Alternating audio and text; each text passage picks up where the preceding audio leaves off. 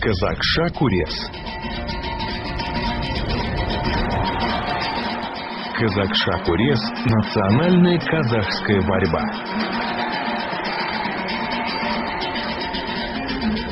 Так же, как и скачки на лошадях, казакша-курес является древнейшим национальным состязанием. Ни один праздник, начиная с кочевых времен, не обходился без состязания борцов. От каждого рода выставлялся сильнейший. Схватка борцов происходит в специальных куртках-чупанах с матерчатым поясом белибеу.